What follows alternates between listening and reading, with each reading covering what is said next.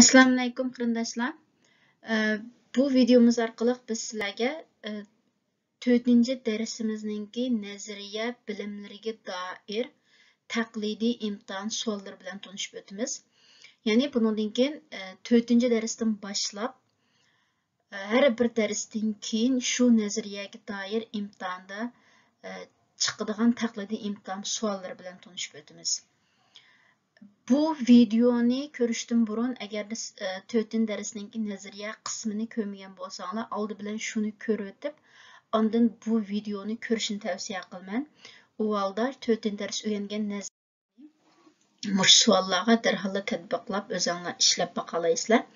Qanamsa savollarga kelaylik, ya'ni 4-dars nazariyalari imtihonda qanday savollar chiqishi mumkin? Birinchi savol, yani yarayt metin anhang vaqin, yani siz hozir biz işte bir kozub neydep ketip barsiz deydi. Heeft dit effect op de zichtbaarheid van de lichten van je auto. Yani muşu siz heydep çetip mangan kozub sizning mashinangizningki chirig'iningki ko'rinishiga ta'sir yetkazamdi deydi. Buning javobi ha. Yani bunda bir o'ylab baqsanglar, endi mashinaning keyiniga bir kozubni chitib mangandan keyin biz mashinaning chirog'larini yaxshi ko'rolmaymiz-da. Yani mashinaning o'zining chirog'iga ta'sir yetkazuvchi. Shunga chitib mangan kozubningmi cho'qim chirig'i bo'lish kerak-ku. Yani shu kozubning chirig'i bilan mashinaning chirig'i bir-biriga chambarchas bog'langan bo'ldi.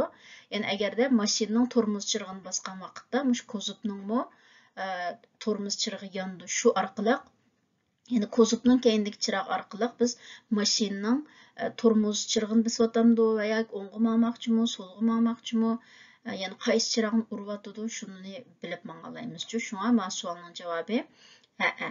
Yani biz kozub chitib mangan vaqtimizda mush kozub bizning mashinamizning chirig'iga ta'sir ko'rsatadi. Chirig'ining yaxshi ko'rinmasligiga ta'siri.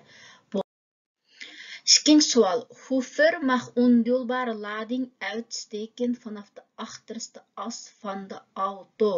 Yani ondeelbare lading, yani parçalıqlı bo'lmaydigan yük taq uitsteken chiqib tusi bo'ladi vanaf de achterste as van de auto. Yani mashinaningki eng keyni chaqidan qanchalik uzunlikda chiqib tusi bo'ladi deyni. Achterste as degani shu mashinaning yoki kozubninki eng keyinlik mush chaqini ko'rsatmoqchi. Buning javobini o'rgangan tuqqu. Ya'ni 10 yo'lbari lading, yani parçalıqlı bo'lmaydigan yuk taq mashinaning keynidan hisoblaganda 1 metr, lekin mashinaning chaqidan boshlab hisoblaganda eng jiq bo'lganda 5 metr chiqib qolsa bo'ladi. Shu buning javobi 5 metr. Keyingi savol. Moet in fietsendrager en kentekenplat hebben. Yani fietsendrager, yani velosipedni mashinaning keyiniga chitib mangan vaqtda, yani velosipedni mashinaning keyiniga chatadigan narsaninki ham o'z oldiga ayrim plakat nomeri bo'lishi kerakmi deydi. Buning javobi ya. Yani biz 750 kilodan tuvan bo'lgan har qanday narsani mashinaning keyiniga chitib mangan vaqtimizda mashinaning plakatiga o'xshash bo'lgan oq rangli plakat bo'lishi kerak. Velosipedni chitib mangandim shunda, chunki velosiped mashinaning plakatini to'sib oladi. Shunga mashinaning plakat nomeriga o'xshash aniq ko'rgili bo'ladigan oq rangli plakat cho'qim bo'lishi kerak. Velosipedda kichik narsa bo'lsa-mu. Keyingi savol. Deelbare lading steekt uit aan de voorkant van jouw auto. Mag dat? Yani deelbare lading, yani parçalıqlı bo'lgan yuk taq steekt out chiqib turibdi on the voorkant van your auto. Mashinangizning oldi tarafidan buni rasmda ko'rgandek chiqib qopdi. Maqtat buningga yo'l qo'yilamdi deydi. O'rgangan tuqqu. Parçalıqlı bo'lgan yuk taq mashinaning oldidan qat'iy chiqib qolsa bo'lmaydi. Shu buning javobi yo'q. Ne? Lekin parçalıqlı bo'lmaydigan yuk taq eng jiq bo'lganda qanchalik chiqib qolsa bo'ladi? Bunun cevabını özünlerle kaldı. Keyingi savol. The anhanger is 3 meter long. Yani siz maşinanın keyiniga chatgan kozub 3 metr uzunlukta. The ondeelbare lading is gemarkeerd met dit bord. Yani parçalıqlı bo'lmaydigan yuk taq, xmarker, belge qo'yilgan, maddit board, yani mush taqtın demekçi. Bu taxtı bilen belge qo'yilgan and sticked in 20 meter. Yani 1 metr 20 santimetr chiqib turdu. Mahdit bu mushtaqis to'g'ri bo'lamdi deydi-chu. Yani resim qilsanglar 10 yil bariladinken 1 metr 20 santimetr chiqib qapti. Buni markeringiz board bilan chiroyli taxt belgini qo'yapti. Albatta bo'ldi. Hammasi to'g'ri usulda qilibdi. Shu buning javobi ya. Keyingi savol. Welke aanhangers mag je trekken met dit rijbewijs B? Yani siz B tipliq pravo bilan qandaq kozuplarni so'rab mang'alaysiz deydi. Buni o'rgangan tuqqu B tipliq pravo bilan faqat ba'zi kozuplarni so'rab mang'alaymiz. Har qanday emas. Yani A cevap sommige aanhangers, ba'zi kozuplar. B cevap all aanhangers, barliq kozuplar. Şun bunun cevabı sommige. Faqat ba'zilerini so'rab mang'alaymiz, hammasini emas. Keyingi savol. Mag je deze lading op deze manier vervoeren? Yani siz hozir bu yuktaqni mushu usulda yo'tkab mangsangiz bo'lamdi deydi. Rasmga qarasanglar, bir kozupning ichida bir qum deymizmi, shig'il deymizmi, shunday bir yuktaq bor ekan-ku.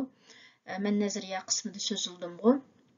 Agar ashta qumdak, shig'ildak va yoki kichik eshiklardek bir nimalar bo'lsa, ularninki kozupdan, ya'ni mashinani tormozlagan vaqtida va yoki bir hodis bo'lib qilib jiddiy tormozlab nima qilgan vaqtlarda va yoki qattiq shamol chiqib qolsa, shamol uchirib ketmaslik uchun shundoq qum, shig'il va kichik eshik degandek yuktaqlarni cho'qim bir sim to'rida va yoki tag'ada obdan o'rash kerak-ku. Shu bu shaklda hozir rasmda bu qumdek, shig'ildek bir nima qildi. Bu şekilde bunda götkep minish xata. Şun bunun cevabı ne? Keyingisi. De lading stikt 40 cm uit aan beide zijkanten. Mag je zo rijden? Yani hazır ma yuktaq beide zijkanten her iki yan taraftan 40 cm chiqib qoldi. Yani ma tarafdan 40 cm, ma tarafdan 40 cm. Muşta aytsangiz bo'lamdi deydi. Buning javobini hammalar bilib bo'ldinglar. Yani degan tuqqu eng jiq bo'lganda 20 cm chiqib qolsa bo'ldi deb. Shu buning javobi. Keyingi savol. Je wilt gaan rijden zonder een kentekenplaat op je aanhanger. Maqsad. Yani siz hozir zonder een kentekenplaat, plakatsiz bir kozupni chitib mangmoqchi bo'lamdi deydi. Buning javobi ne? Yani plakatsiz chitib mangsak bo'lmaydi. İki xil plakat var. Birisi oq plakat, yana birisi siriq plakat. Qanday ahvol ostida oq plakat chatatdiq, qanday ahvol ostida siriq plakat chatatdiq, buni o'zinglar qo'yib qo'ydim. Ya'ni plakatsiz chitib mangsak bo'lmaydi. Cho'qim ya oq ya siriq shartiga asosan ikkisidan birini plakatni qo'yib Endi keldik. Vanaf hoeveel kilo moet een aanhanger in eigen kentekenplaat hebben? Yani vanaf hoeveel qancha kilodan boshlab een aanhanger, yani bir kozup eigen kentekenplaat, yani o'ziga xos ayrim plakati bo'lishi kerak deydi. A javob 6 ayt, B javob 750 kilogramdan boshlab, C javob 500 kilogramdan boshlab. Bunun to'g'ri javobi 6 ayt, yani her vaqt o'zining ayrim kenteken plakat bo'lishi kerak. Lekin 750 kilogramdan tuvan bo'lgan vaqtida mashinaning plakat numeriga o'xshash oq rangli plakat bo'ladi. 750 kilogramdan yuqori bo'lgan vaqtida mashinaning plakatiga o'xshamaydigan o'ziga xos bo'lgan siriq rangli plakat bo'ldi. Baya şu masualının cevabı hazır FNAF 750 kilogram desek doğru oldu ekan. Yani 700 maşinaga çetilgan kozupning ağırlığı 750 kilogramdan jiq bo'lgan vaqtda ayxin, yani o'ziga xos mashinaning plakatiga o'xshamaydigan o'ziga xos bo'lgan siriq rangli plakati bo'ldi.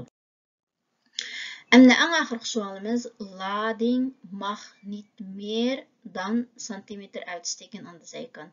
Yani şu şopurluq nazariy imtihonida CBR'ning savollarida mushta tanlashdan boshqa o'zinglar san sifirini yazıdığan suallarım bolducu manındek.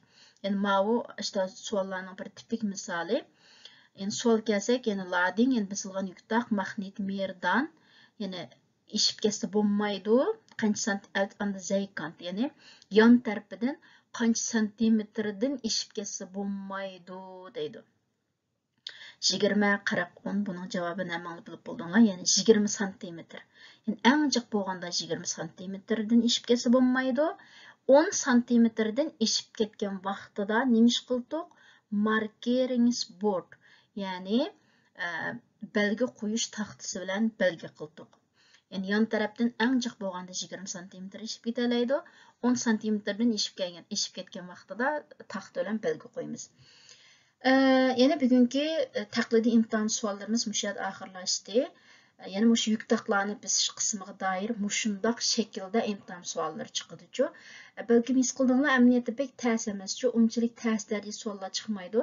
Shu o'tilgan nazariyalarni obdan anglab o'rgansanglar, amaliyotda suollarni unchalik darajada ta's emas.